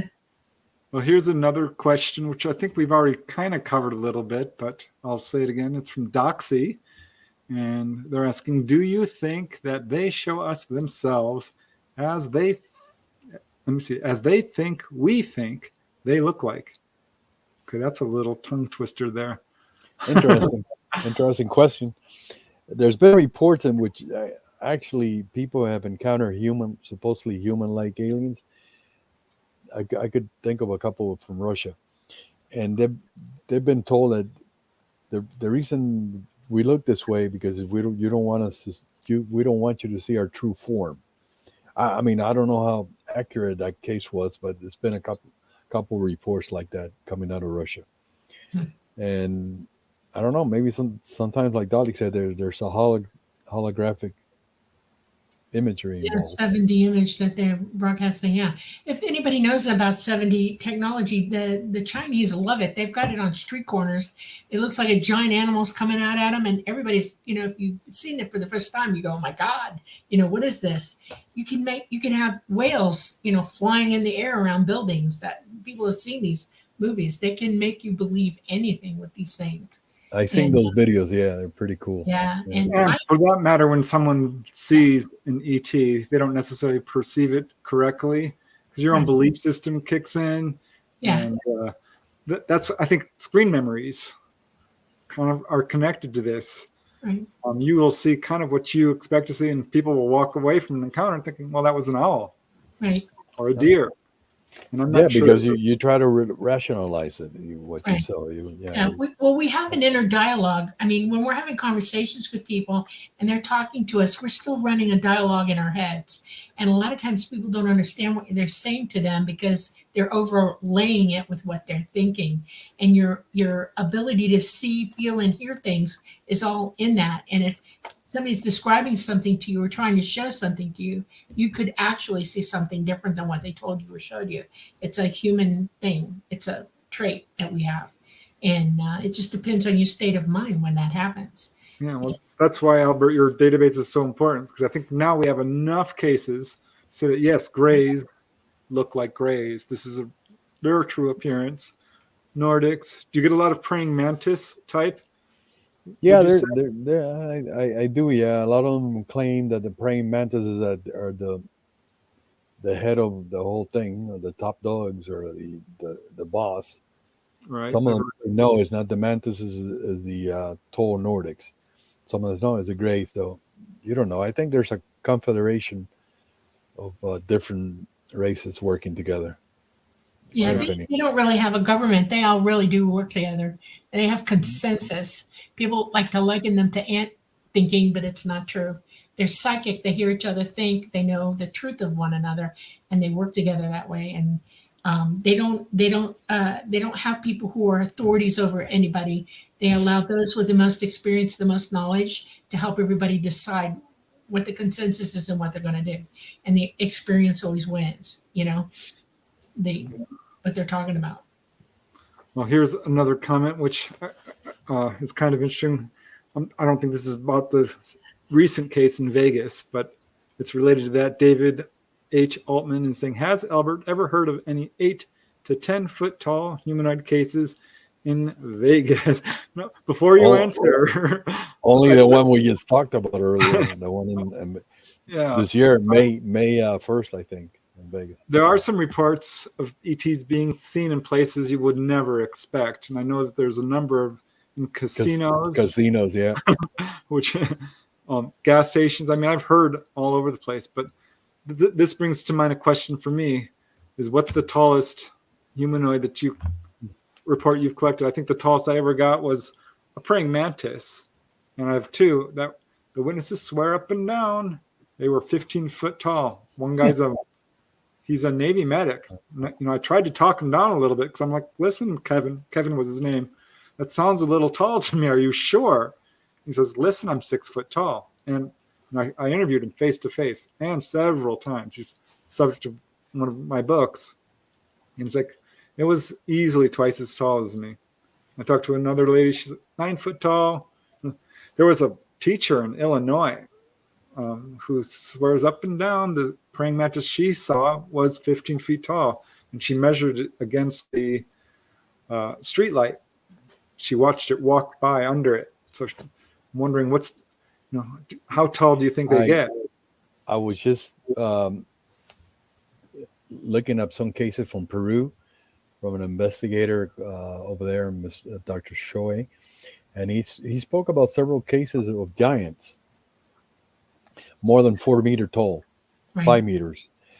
In 2014, I got a report directly from Spain from the one of the witnesses. They encounter this creature who looked like a huge robot, though. He was wearing some kind of uniform, had metallic, but they said it was at least 8 meters tall. Now, what is 8 meters in feet? 24. 3 feet, yeah. Oh my God, 2 1/4, almost 3 feet. So, and there are other reports from Russia in the 1990s, 90, 91. Yeah. It was a huge wave back then over there of either even taller cyclopean humanoids. Imagine 120. I just can't even fathom 24 foot tall. There's giants on Earth. I think the evidence for giants on Earth back in historical times is pretty persuasive, but I don't even think they were that tall. The skeletons. If you got to imagine somebody that tall, I mean, their ship must be huge too, but I don't know. So what about, on the opposite spectrum, because Dolly and I were talking about this, I think just today, miniature humanoids. And I know there was a huge spate of reports in Malaysia involving, less than a foot tall. For some reason, in Malaysia, there's been a lot of reports, especially in the 70s and 80s, of what they call tiny humanoids. Maybe only about 10 inches tall or less. Yeah. And some of these humanoids were armed and they wore uniforms and they were kind of aggressive. I'm going to send you the image, okay. Preston, of the Spanish case. Want me to send it to you in Facebook directly, or? Yeah, if you can send it on Messenger. Messenger, okay. I can pull it up from there. I'm going to send it to you. It's interesting because there's a drawing of the entity and a tree. Let me find Facebook in a minute. Sometimes love you, Dolly and Preston. Thank you, Penny. Love you back. Yeah, it's interesting how tiny these things. I did a whole study on little tiny ETs. There was one where a lady had a UFO fly into her bedroom and actually landed, and tiny little ETs came out. And I kind of discarded it, but going through the literature, there's a number of them like this. Keel wrote about a case like that. A lady in New York, I think. Oh no, in Washington, Seattle, Washington. A craft went in and landed on the table, and little people came out. Yeah, I had when I was on board once. They brought in 5 or 6 people, for being checked out. In one of them had people with them from ET side of it, and they walked them through another door. And I was watching because this person seemed to be out of it, And I had nothing better to do, and I'm curious as all get out. So I followed, and I went into a long corridor, and I'm following him, and I went into this big room, and they laid him out on a table, and a big glass shield came over him, and it seemed to gas up. And I was leaning on the back wall, and I was told I can stay there, but I can't react, and I can't move from where I'm at. No getting close to it, nothing. I'm like, okay, fine, I'm good, And I'm watching this human shrink inside this glass capsule. And it took about 3.5 hours. I was glued. I could not move. I was shocked. And he went from about a 5.5 foot human being all the way down to less than 12 inches tall. And another door across the room opened up, and these small beings came in the door and walked over. They dropped the table all the way to the floor. They helped him get up. They wrapped him and walked him back out through the door. Now, by this time, I'm wall-eyed, my jaw's on the floor. And I'm just like, I can't believe what I just saw. And the craft is entity. It's a live craft, okay? And it can talk. And I'm like, what did I just witness? What is this? And he said, there's a micro universe and a macro universe. And he said, there are beings who come up to ours and work with us and then go back down to theirs. And I said, how is this possible? And he said, it's a dimensional shifting thing that they do that helps them bring them back into their own size. And it was beyond me at that age. I was a young woman. I was only in my 20s, and I was in dead shock. And I still live with that for the rest of my life. I haven't seen it again, but I know it exists. And I know that there are beings who are less than 12 inches tall. And you were on board a UFO when Yeah. you have been abducted? Okay. No, Yeah. I am a pilot. I pilot the craft. I was taught. Okay. You don't know about my story, do you? I read the book Symmetry. Yeah. I do. Okay. Okay, And yeah, there was another book that he mentioned you also. Yeah, that you pilot a UFO or something like that. Yes, I do. Okay. Yeah. Yeah, it's interesting because Dolly, I interviewed her about that. I was doing research into this sort of thing, the sizes of ETs, and because Betty Andreasen described that exact thing. She saw someone get shrunk down. They called it deopulating, which I thought was interesting. But yeah, so I'm going to bring up that picture you sent over via Messenger. There it is. So that's the giant. Yeah, 8-meter tall creature, Spain, 2014. That is off the chart. Did it just stand there the whole time, or? According to the witnesses, after they ran from it, it kind of followed them for a while, and then when they were running away, they hit like what they say, they felt like they were being encased in spider webs. Ew. Everything got and after that, the creature disappeared, and the spider webs also. So it was something weird. It's like something was preventing them from running. There's a lot of weird physical effects, isn't there? A lot. Landing traces is one thing, but people report just about everything under the sun. I mean, for that matter, under any sun. Yeah. Okay, I have another question from the chat room. This is from Christopher Harmon. And he says, I have a question for Albert. Do you think ETs can time travel? Some of the cases that I know of and I read and I've been researching from other, I believe so. I think there's a possibility that they could go to the future and to the past, and they're able to do it. I mean, I don't know about all of them, but I think some of them are able to do it. Yeah, they certainly do give prophecies and tell people things that will happen.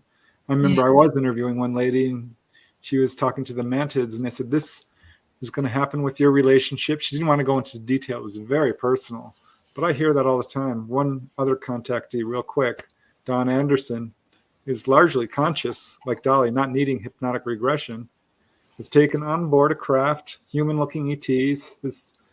He went with his little son, and the ET told him what was going to happen in his future, that he was going to meet this lady, showed him a picture of her, and it turned out to happen under very fortuitous circumstances. She's from a foreign country.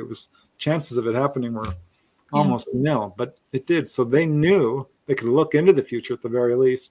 not sure if I call it time travel, but yeah, Well, at least, yeah, they do. A lot of cases in the 90s or 80s, 70s, these ETs or whoever they might be, they warned us about future climate disasters and climate change and changes in that will, a lot of more earthquakes, volcano, and it's really happening. I think a lot Yes, of it these is. is Absolutely. Yeah, beginning to occur. right. Yeah. I can personally tell you that time travel isn't what everybody thinks it is. When you leave this dimension, the third dimension, you go outside and you leave space time. In other words, you're not marking time anymore. You're out there. Your consciousness is light, and it can see everything, past, present, and future. You can look at it like you're looking at a book or watching a movie. And what they're able to do is, because they travel interdimensionally, is they're outside of space time, and they can see the future and they can see the past. They can interact only as an observer, though, because what's for us in the hard core of it, our physical body couldn't take that kind of time travel. We have to go outside of this dimension to do it, and it's very precarious because you're not really in it; you're out of it, just looking at it, and that's how they see time. And it's hard for people to conceptualize that. If we were to try to physically go back in time, there would be nothing there, physically there, it's gone. And in the future, you run the risk of evaporating your own body, because what it would take for you to get there would disassemble everything you are. Every molecule in your body would just evaporate and go away. So, okay. So would you agree that time is not linear then? It's like, No, it is not. No. And we're our consciousness, who we really are, because we're just indwelling these bodies, is capable of and seeing all time at the same time. We're conscious of it in another dimension, and we're here for a reason, to learn, and we've encapsulated ourselves in this third dimensional 3D body, and so it kind of cuts you off from seeing outside of linear time. Time is time, like, okay, first dimension is a straight line, second dimension is a straight line in height, and everybody in the first and second dimension can only see inward on themselves. They can't see outward. By the time you make it to the third dimension, you can understand, because your consciousness is lightening up a little bit. There's less gravity than the first and second dimension, and your consciousness is able to make contact with your physical mind. And so you can conceive of understanding a fourth and a fifth and a sixth dimension. You can almost draw it out on paper. That because you understand it doesn't mean you can't get to it, but you can see out in your mind to do it. Everybody out, every dimension in front of us, fourth, fifth, sixth, seventh, eighth, ninth, they all can see in on us. It's always inward toward the bottom of it, and we're looking up from here. Once you leave here, all time ceases to exist in a linear way, because we're so gravity heavy here. It slows us down, and we're ticking, instead of all at once. There are some people who put forth the theory that the Greys are us from the future, time traveling to the past. Absolutely And not. I looked into it.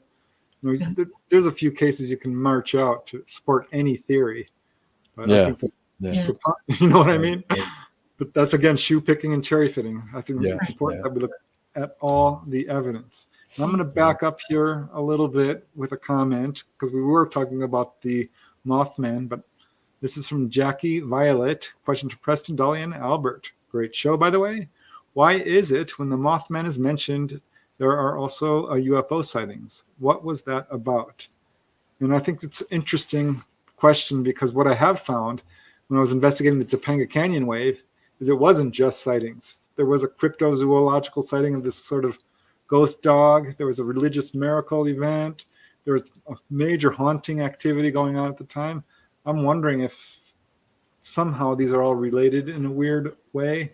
I think that's probably what's going on with the Mothman, because there was UFO activity. There was a lot. That disaster with the bridge. I mean, there was a lot of paranormal men in black reports and all that. I think there is a connection of the different type of phenomenon, and I think there is a connection between Mothman and UFOs. Yeah, definitely. All right, and they were reported, close to each other, and there was actually a report of a Mothman going into some kind of hovering red light type UFO incident. Oh, wow. According to John Keel, he wrote about it. Right. This question is for Dolly, but I think it's something that we could all address perhaps a little bit. And it's from Don Curtis, who says, for Dolly, so with all the different types of ETs looking so different from one another, I don't think they're all that different, but okay, so different from one another, are they all from different planets? Yes. Absolument. Yeah. They are from different planets. They're from different solar systems in our galaxy and then outside of our galaxy as well. They're all over the universe. And what we see coming toward us is generally from our galaxy. There are a few that are not. They're close though. And the fact that there are so many artifacts left in the physical record on this planet that literally point to certain places like Orion and Zeta Reticuli. These are all in our galaxy, but they point to, beings like us that live there, and they do travel interdimensionally to get to us. Yep. Interesting. So what do you think, Albert, of the fact that some of these ETs come down and don't need helmets, and some have the classic fishbowl helmet? You know what I mean? Some of the early cases, like in the 50s and 60s, they reported ETs like they were connected to the ship with a hose and some kind of breathing apparatus. But others, like you said, didn't appear to need that. And I don't know what to say about that. I think maybe some of them do come from a different type of environment from here, and they need help in breathing in our environment. Yeah. Others not. Maybe others come from places very similar to ours. Well, there is a pretty big variety of being seen. And I've often been contacted by people saying, the reason I contacted you was because I wonder if you've seen this or heard a report of this type of humanoid. And here's a question from Donna's Happy Hour about this exactly. Has Albert had any other reports of green glowing creatures with orange triangular eyes and pointy ears? I don't know if you'd answer that, Albert. I have a database of 30,000 cases. Probably one in there. Yeah, I know reports of green glowing creatures. I know reports of orange triangular eyes. And I know of report with creatures with pointed ears. But I don't know if there's a report of a creature with all those three things together. Yeah. I cannot remember. It's not at the top of my head. But, they have creatures with pointed ears, others with glowing green, and other maybe with triangular shape eyes. Yeah, like a cat. Yeah. Well, there we go. It's the variation. But like I've heard from many contactees, and Dolly mentioned, we are all one.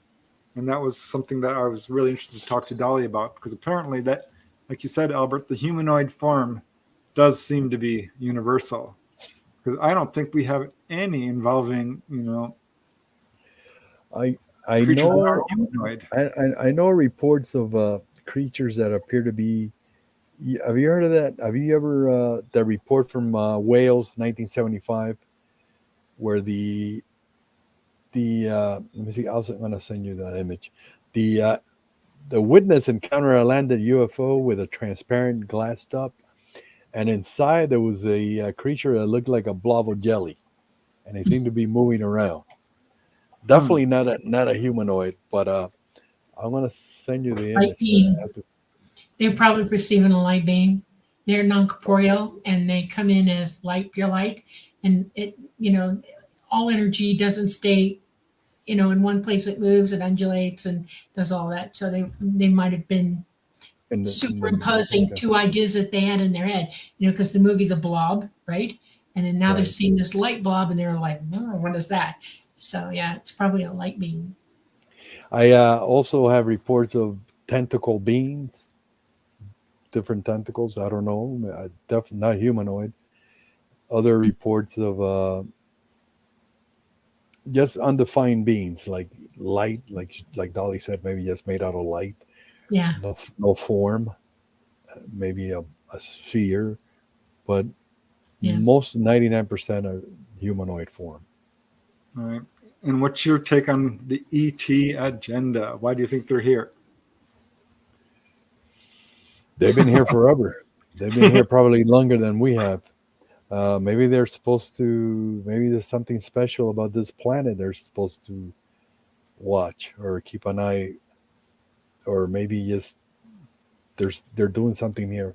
I don't know what, but maybe this is like a Grand Central Station where everybody drops by before they go somewhere else. Different.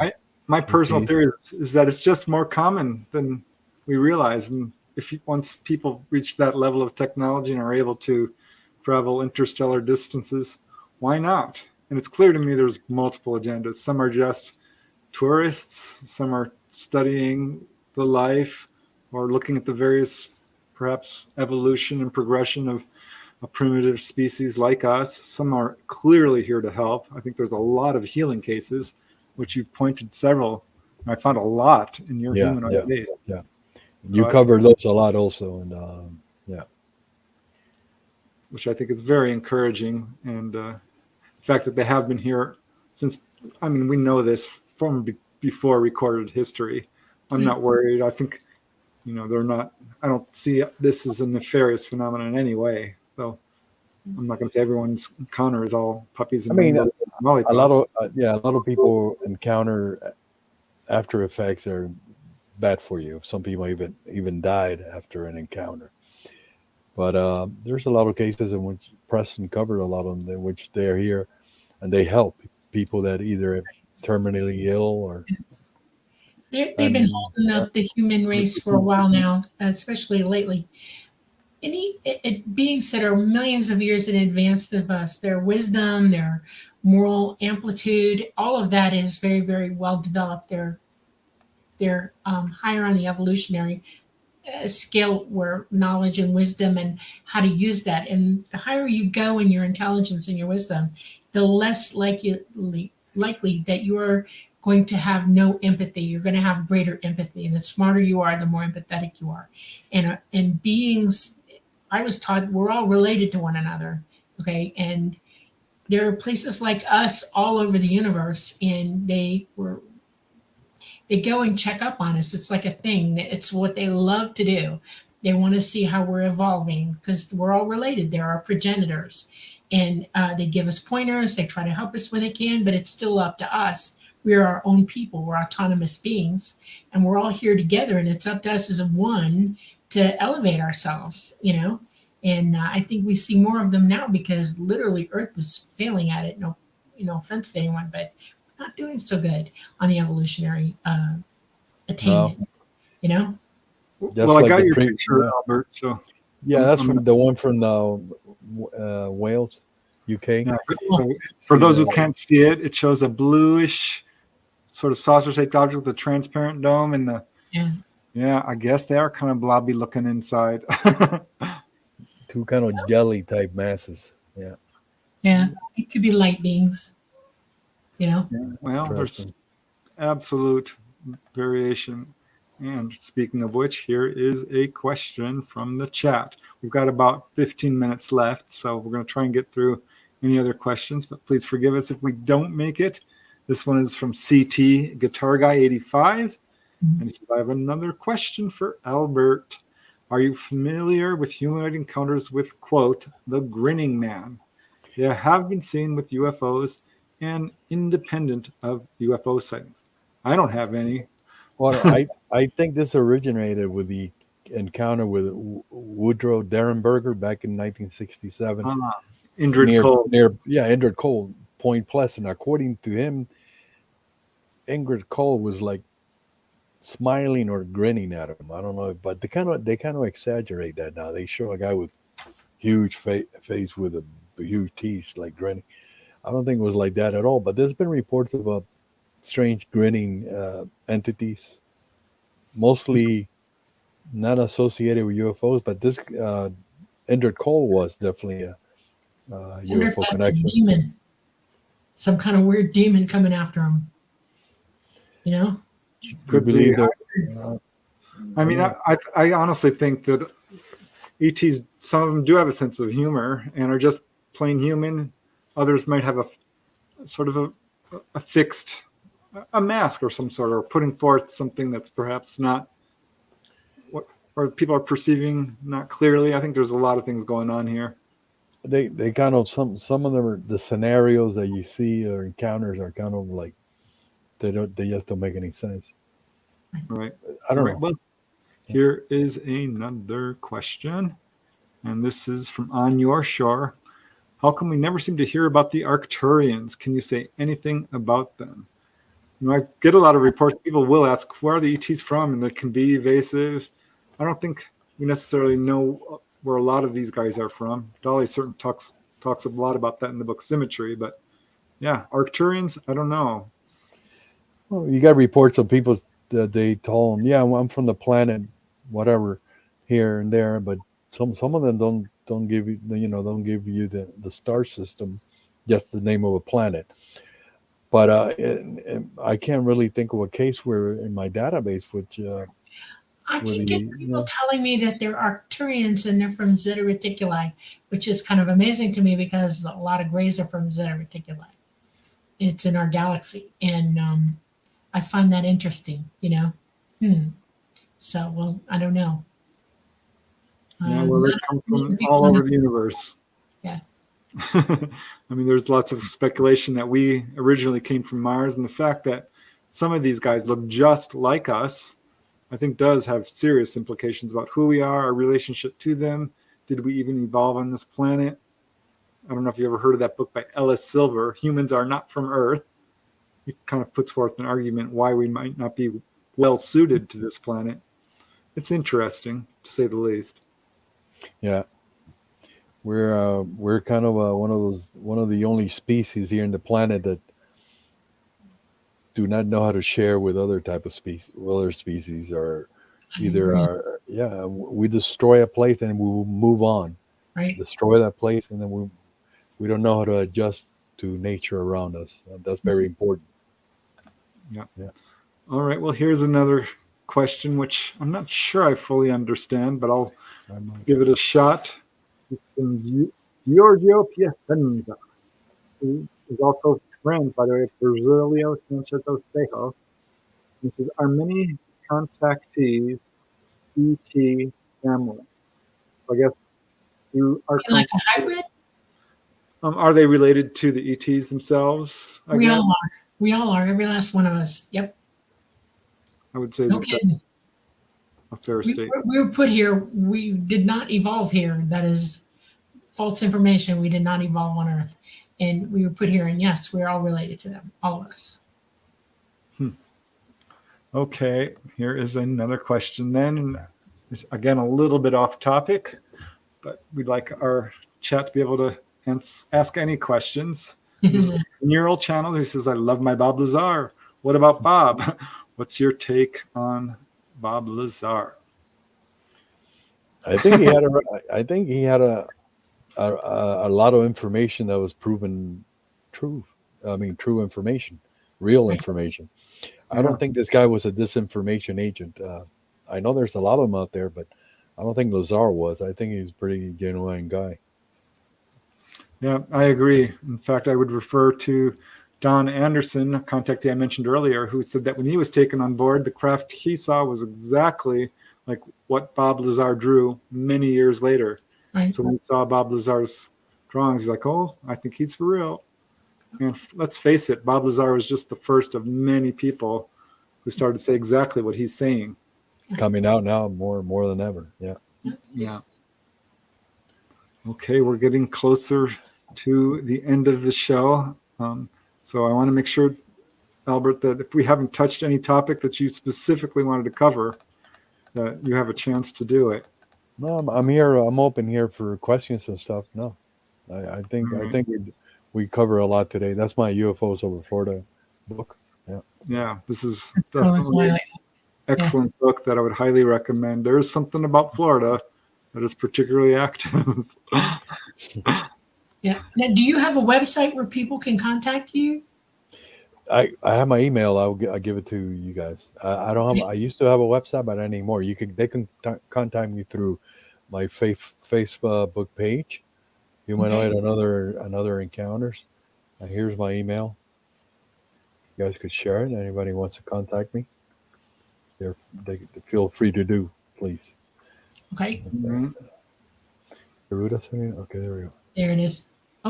Oh, no, this is just another question. I'll pull that up if I can get it. So this is a question from CT Guitar Guy 85. Do aliens often interrupt couples in intimate moments? LOL. I know David Jacobs reports on a case where the couple was in the middle of being intimate, and in marched the Greys right through the wall, took them and put them back in position.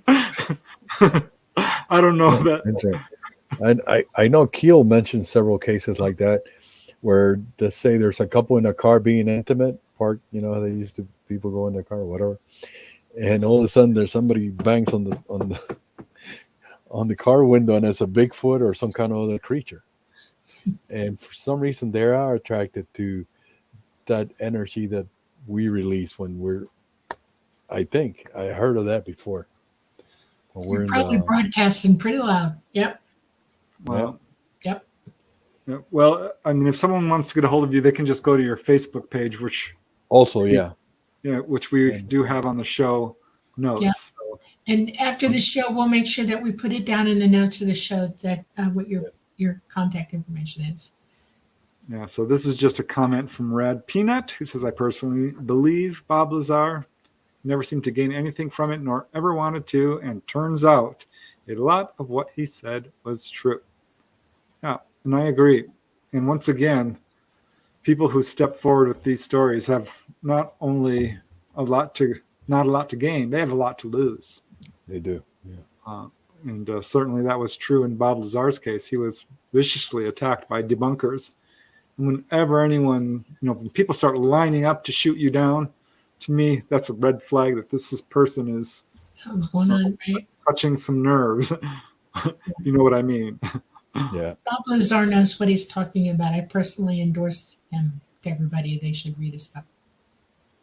Okay. Here's another question, which is more on current events in the UFO field, not so much humanoids, but it's again from Rad Peanut. Thanks, Rad Peanut. I've personally been wondering a lot about Project Bluebeam. Is it just fear-mongering rumors, or is there any reason to be wary? Thanks. I don't know, Albert, if you want to comment on that or not, but there's a lot of buzz in this UFO field about a false flag and a fake. I think it's, I don't know. I think it's they're capable, possibly doing that kind of scenario, false information, holographic technology that, like Dolly said. But I don't know if it's about Project Blue Bean happening now anytime soon. I don't think so. I have a question for you. You were in the Navy and you were a communicator, intelligence and that high. While you were at sea, did you guys ever see any triangular black net objects in the sky? No, I was mostly out at sea in the 70s. I remember there were reports of lights and stuff, but no triangular craft. Yeah. One time we found floating in the ocean what appeared to have been a life craft, one of those lifeboats. Yeah. With Russian markings. And this was in the Atlantic, and it was all ripped apart. And then I remember they took it up to our location up in the radio room. Maybe I'm not supposed to talk about it now. But anyway, we went to Norfolk, Virginia, and somebody went out to some people showed up and they took it away. Oh wow. Yeah. I had an experience in 2014. My cousin and I had gone to Sarasota to watch the fireworks. Well, actually, it was St. Petersburg. We were out on the beach after the fireworks on the 4th of July. We were out, you know how you run up the beach with your little nets and your flashlights and you go crabbing, crab catching. And we stopped and I looked down south, towards Sarasota Beach, and we saw 4, of the fire golden craft coming toward the shoreline that way. Huge. And they came in, they lowered, and then they suddenly jumped up and boop, they went back out, went straight out west. And then about 3 seconds later, we saw 4 more come down, and this went over and over and over. And I looked at my cousin and I said, what the hell? And she was like this. She couldn't talk. She wouldn't talk to me. And I'm like, oh my God. Now, in my mind, I'm like, who's out there? Okay. I'm sending messages. Who's out there? And one of them broke off and came right up the beach line at us. I mean, like that, and hovered over me for a minute. And all I could get from it is we're busy. And it went back. And you bet I was on the internet after that looking for reports from that, and I saw several, and I tried to keep them, but they disappeared off my computer, and now they're off the internet completely. And I don't know, you're in Miami, you may or may not have, it was 2014. 2014 in St. Petersburg, is it? Yeah. Well, they were more down in like Sarasota, getting close to Sarasota, okay. Naples. Yeah. Okay. I heard of incidents in that area, but that one specifically, I can't recall if I have heard it. No. Yeah.